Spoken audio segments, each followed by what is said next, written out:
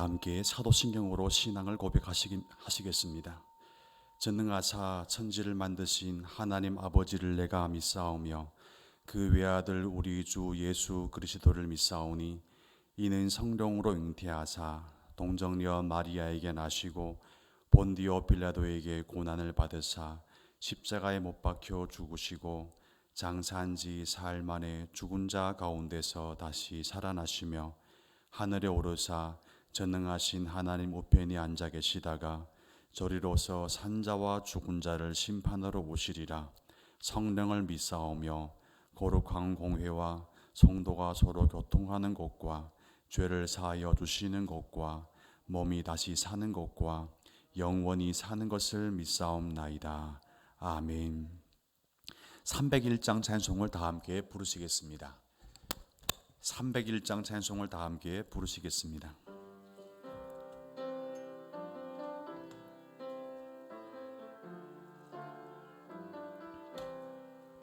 지금까지 지내온 것 주의 크신 은혜라.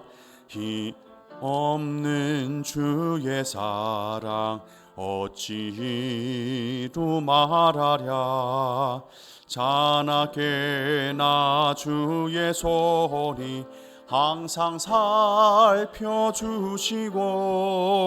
모든 일을 주 안에서 형통하게 하시네.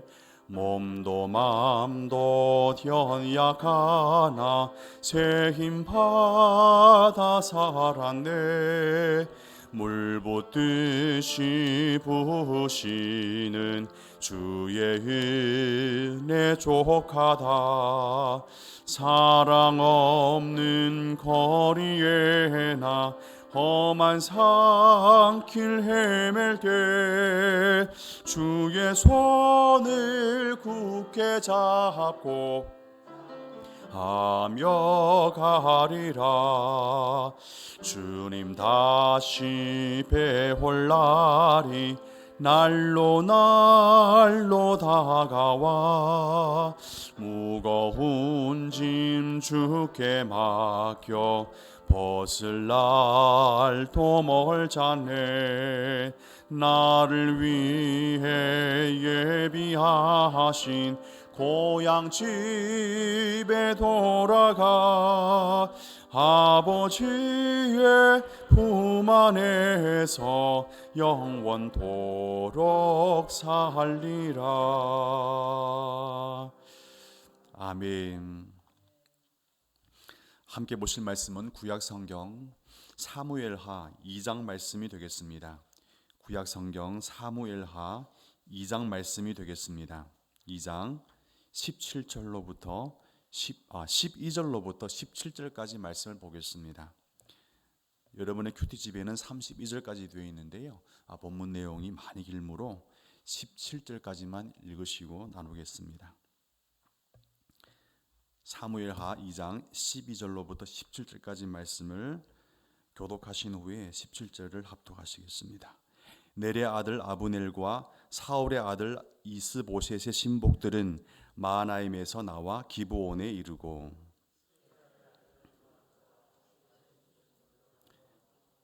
목가에서 그들을 만나 함께 앉으니 이는 못 이쪽이요 그는 못 저쪽이라. 아브넬이 요압에게 이르되 원하건대 청년들에게 일어나서 우리 앞에서 겨루게 하자. 요압이 이르되 일어나게 하자 하매 일어나 그 수대로 나아가니 베냐민과 사울의 아들 이스보셋의 편에 12명이요 다윗의 신복 중에 12명이라. 각기 상대방의 머리를 잡고 칼로 상대방의 옆구리를 찌르매 일제히 쓰러진지라. 그러므로 그곳을 헬갓 핫수림이라 일컬었으며 기브온에 있더라.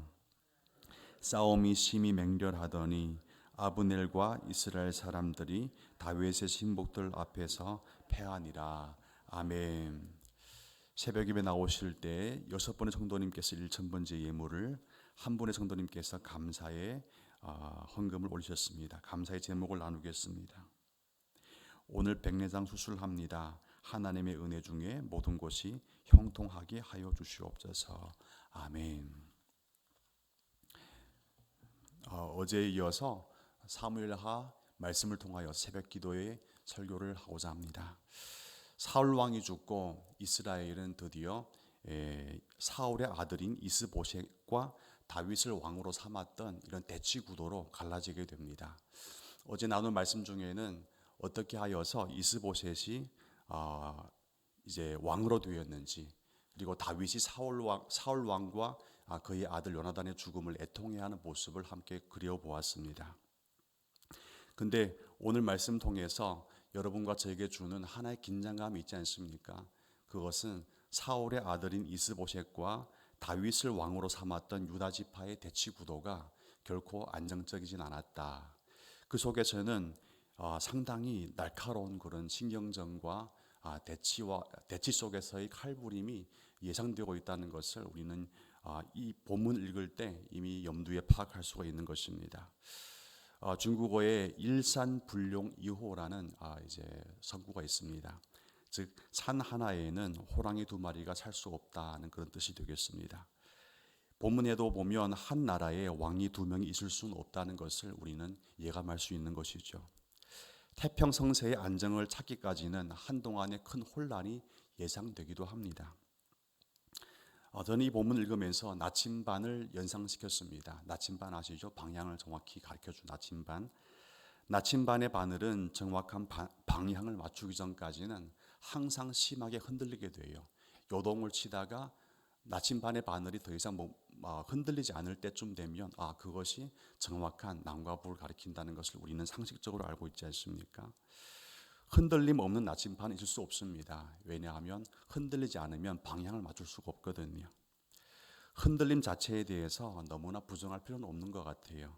왜냐하면 흔들리다가 자연스럽게 멈추어지는 곳이 정확한 방향이기 때문에 그렇습니다. 그러나 우리 본문을 통해서 나라가 불안하고 여러모로 흔들린 자체에 대해서 하나님의 섭리가 있겠구나라고 생각하지만, 그러나 하나님의 섭리는 이미 정해졌듯이 나침반이 가리키고자 하는 정확한 동서남북도 이미 정해져 있습니다. 방향은 바뀌지가 않거든요. 이스보셋과 다윗의 대치 구도도 결론은 이미 정해져 있습니다. 어떻게 알 수 있을까요? 하나님의 섭리는 이미 어느 쪽을 향해서 정해져 있다는 것이죠. 3장 1절 말씀을 함께 읽어보겠습니다. 3장 1절 말씀. 3장 1절입니다. 사울의 집과 다윗의 집 사이에 전쟁이 오래매 다윗은 점점 사울은 집은 점점 약하여 가니라. 3장 1절 말씀은 전반적으로 2장의 내용을 요약해 주는 말씀입니다. 뜻은 정해져 있다. 섭리는 정해져 있다. 나침반의 바늘이 아무리 요동을 쳐도 궁극적으로 멈추어지는 곳은 정해진 방향이듯이 사울 가문과 다윗 가문을 향한 하나님의 섭리는 이미 예정되어 있다는 것을 우리는 3장 1절을 통해서 저자의 의도를 분명히 확인할 수가 있는 것입니다. 왜 하나님께서는 이미 정해진 은혜 안에서 그 섭리를 역사하셨을까라고 질문했을 때 답도 나옵니다. 어제 읽었던 2장 1절 본문에 보면 다윗이 왕으로 이제 기름 부음 받는 그 자리에 시작을 우리에게 설명해 주고 있습니다. 어떻게 되어 있습니까? 그 후에 다윗이 여호와께 여쭈어 이르되 내가 유다 한 성읍으로 올라가리이까. 그랬더니 여호와 하나님께서 올라가라. 그 이후에 다윗은 유다 지파를 통해서 왕으로 추대받거든요. 근데 이스보셋이라는 사울의 아들이 왕으로 되는 과정은 다윗과 사뭇 다릅니다. 2장 8절에 보면 사울의 군사령관이었던 넬의 아들 아브넬이 이미 사울의 아들 이스보셋을 데리고 마하나임으로 건너가고, 그리고 9절에 보니까 이 아브넬에 의해서 정치적인 목적으로 온 이스라엘의 왕으로 이스보셋을 삼았다고 되어 있습니다. 다윗은 하나님의 은혜 앞에 하나님의 뜻대로 기름 부음 받은 왕이었고, 이스보셋은 기름 부음 받은 왕이 아니라 정치적인 목적에 의해서 아브넬에 의해서 세워진 꼭두각시 왕이었다는 것이죠. 이런 사실을 볼 때 하나님께서는 정해놓은 왕이 있고, 그 왕은 이미 이스라엘을 누가 통치할지 그 왕은 이미 정해져 있다는 것을 우리는 알 수가 있는 것입니다. 하나님의 섭리로 세운 왕과 사람의 야심으로 야욕으로 세운 왕의 운명은 우리는 누구를 향해서 하나님께서 더욱더 이제 애정을 가질지를 알 수 있지 않습니까? 여러분은 이 사실을 통해서 우리 대한민국과 수많은 우리 주변에 있는 리더십들을 위해서 기도할 필요가 있는 것 같습니다. 하나님의 섭리 안에서 세워진 리더가 세워져야 합니다. 그리고 왜냐하면 그 리더는 하나님의 섭리 안에서 다스리면 다스릴수록 더욱더 정확한 방향을 찾아낼 수 있기 때문에 그렇고, 또 국민과 우리 모든 공동체를 이끌어가기 때문에 그렇습니다. 그러나 사람의 야욕으로 세워졌던 이스보셋을 통해서 결론적으로 사울 왕의 가문이 망해져 갔듯이 사람의 야욕으로 세워진 리더십이라면 흔들리다가 점점 더 흔들리게 되고 망하게 되기 때문에 그렇습니다. 이 나라의 모든 리더십을 위해서 더욱더 새벽 기도 가운데 나와 무슨 상관이냐? 상관이 있습니다. 리더십이 흔들리면 여러분의 일상과 삶이 흔들리게 되거든요. 여러분의 위에 있는 힘을 가진 사람들을 위해서 더욱더 하나님의 섭리 안에 잘 통치할 수 있도록 기도하는 은혜가 있기를 바랍니다. 그리고 더 나아가서 사실 본문의 이 전쟁 이야기를 통해서 우리가 교훈을 끄집어내기가 쉽지 않습니다. 서로 찌르고 죽인 일을 통해서 과연 우리는 무엇을 배워야 한단 말입니까? 라고 고민했을 때 다양한 견해가 있지만 좀 더 이 전쟁의 이야기를 역사적인 관점과 그 문맥에서 이해함이 필요합니다. 단지 서로 잔인해서는 안 된다, 사랑하자, 그런 식의 적용은 좀 더 이제 애매하게 되는 것이죠. 큰 문맥에서 보면 오늘 읽었던 이 본문의 의미가 왜 이와 같은 잔인한 사실들이 사울 왕의 아들 이스보셋의 통치와 다윗 왕의 통치의 초창기에 나타났을까? 그 의미는 무엇일까? 왜 이런 이야기가 기록되었을까를 우리는 이제 그 의미를 알아갈 수가 있는 것이죠. 읽은 본문은 다윗 왕으로 세운 하나님의 섭리가 명확해지기까지 다윗 왕조에도 심한 갈등이 있었다는 것을 우리한테 암시해 주는 그런 본문으로 지금 등장하고 있습니다. 본문의 이야기를 보면 간단합니다. 사울의 아들 이스보셋의 진영과 다윗의 군대가 맞붙은 첫 번째 전쟁의 이야기를 말씀해 주고 있는 것이죠. 근데 전쟁은 왕들이 직접 이끌었던 게 아니었습니다. 1절과 2절에 보니까 이 전쟁은 사울의 군사령관 네베의 아들 아브넬이 군대를 이끌고 나왔고 남하하였고, 또 9절에 보면 길르앗과 아술 사이에 에브라임과 베냐민과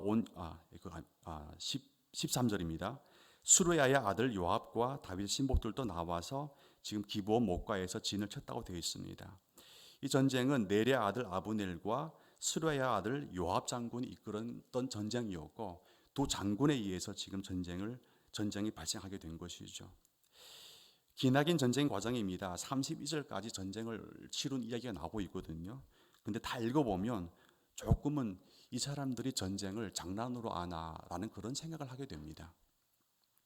조금은 어이가 없는 그런 전쟁이라는 것을 보게 됩니다. 왜냐하면 너무나 쉽게 전쟁이 발생했고 또 너무나 쉽게 전쟁이 마무리 짓습니다. 그리고 사실 승부는 그렇게 명확하게 갈라진 건 아닙니다. 물론 오늘 17절 말씀해 보니까 전쟁 가운데 아브넬의 이끌었던 이스라엘 사람들이 다윗의 신복 앞에서 패하였다고 했지만 궁극적으로 결론부에 가면 크게 패배하였지만 결국 요압 장군에게도 승리가 왔다는 그런 보장도 없던 것이죠. 한번 잘 읽어보면 그렇습니다. 전쟁의 방법에 대해서 오늘 본문 말씀 전해주고 있는데요. 부하 12명을 선택하여서 각자의 진영에서 내보내어서 각자 머리채를 끄집어 잡고 그리고 칼을 하나 들고 서로 이제 찌르기 시작하는 겁니다. 어디를 찔렀을까요? 옆구리를 찔렀습니다. 그리고 누가 먼저 죽나 구경하는 게 바로 전쟁의 방법이었습니다. 여러분 상상이 갑니까? 네, 상상이 갑니까? 지금 우리가 상상한다면 TV에서 보는 그 장면 연상하겠지만 저는 과연 저희 자식이 저 앞에서 저렇게 서로 의미 없는 죽음을 당했다고 한다면 저는 참지 못했을 것 같아요. 우리 본문 보니까 가까운 곳에서 머리채를 잡고 칼로 근접한 20cm 거리에서 서로 찔러서 죽인다는 것은 잔인한 일인 것이죠.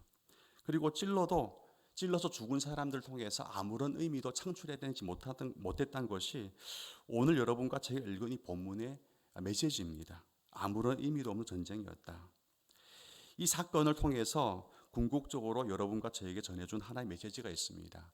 그것은 사울의 집안이 왜 몰락했고 다윗의 왕국을 세우는 과정에서도 중진이었던 요압 장군이 가져오는 큰 혼란을 예고하는 그런 사건으로 우리에게 말씀해주고 있는 것이죠.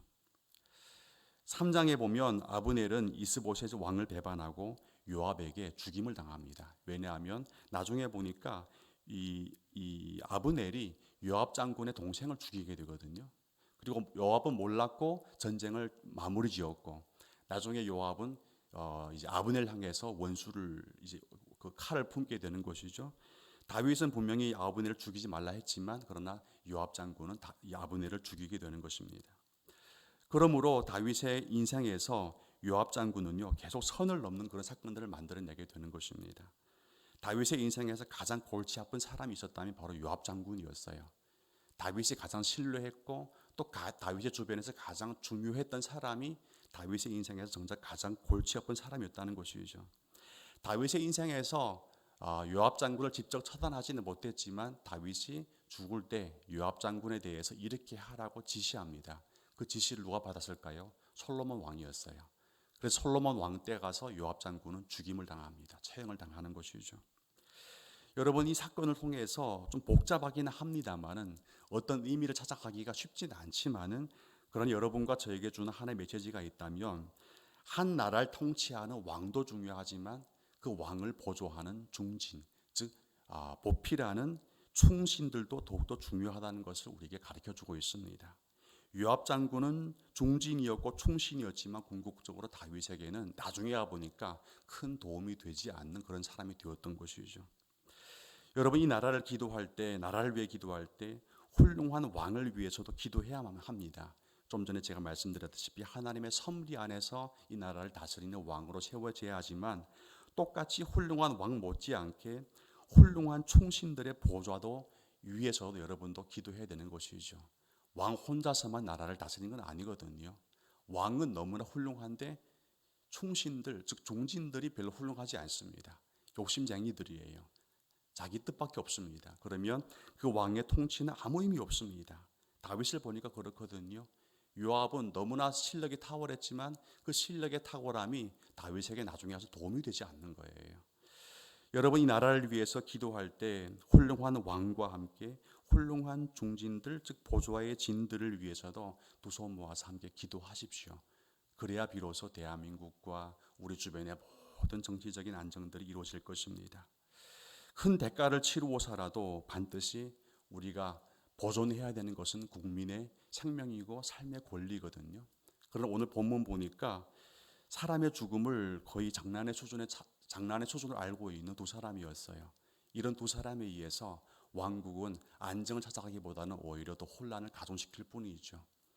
여러분 이 자리에서 오늘 하루 나의 삶에 직접 다가오는 그런 기도 제목을 발견하지 못할지라도 오히려 큰 흐름 속에서 이 나라와 정치와 또 리더십들을 위해서 또 왕을 보조하는 모든 중진들을 위해서 함께 두 손 모아 간절히 기도에 강구를 하는 새벽 기도를 보내시길 주님의 이름으로 축복을 드립니다. 여러분의 기도가 나라를 살리고 나라가 살아남으로 여러분의 모든 가정과 일성이 더욱더 보존되고 삶의 가치로 회복되어 갈 줄로 믿으시기를 바랍니다. 기도드리겠습니다.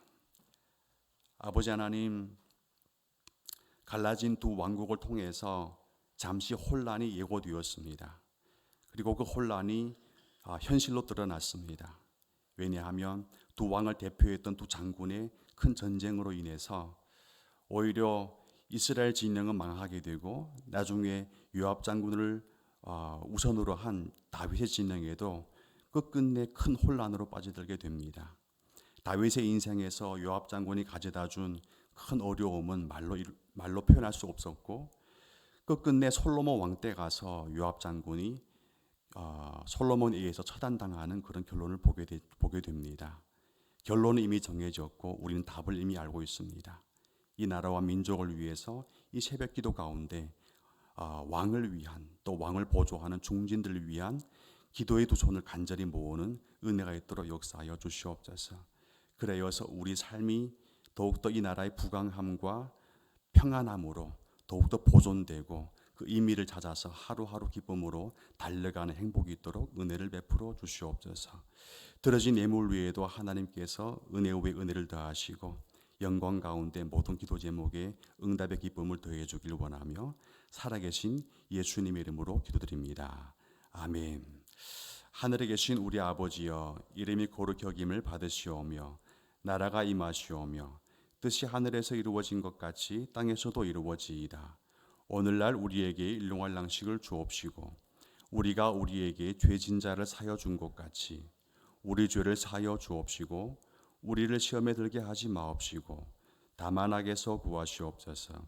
대개 나라와 권세와 영광이 아버지께 영원히 있사옵나이다. 아멘.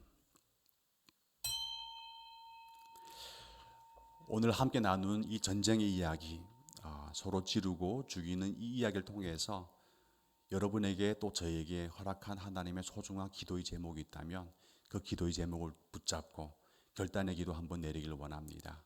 더 나아가서 몸된 공동체를 통해서 하나님의 섭리와 하나님의 뜻이 더욱더 힘있게 펼쳐지는 은혜를 위해서 기도해 주시고 또 하반기 모든 목양과 교회의 모든 회복을 위해서 또 모든 일정을 위해서 하나님께서 성취하고 그 가운데 열매 맺게 하는 기쁨을 위해서 기도해 주시고 또 원로 목사님과 담임 목사님의 모든 건강과 또 리더십과 모든 섬기는 목양 일정 가운데 하나님의 강한 영향력이 있도록 기도해 주시고 더 나아가서 우리 주변에 아픈 분들이 참 많은 것 같습니다. 좀 전에도 백내장 수술을 위한 기도 제목 올리셨는데요. 중환자실에서 또 암투병으로 또 이런저런으로 관계성 가운데 물질적인 관계 가운데 아픈 분들이 있다면 여러분 이름을 불러가시면서 함께 축복 기도해 주시고 여러분 개인의 기도 제목으로 새벽 기도를 계속 이어가시면 좋겠습니다.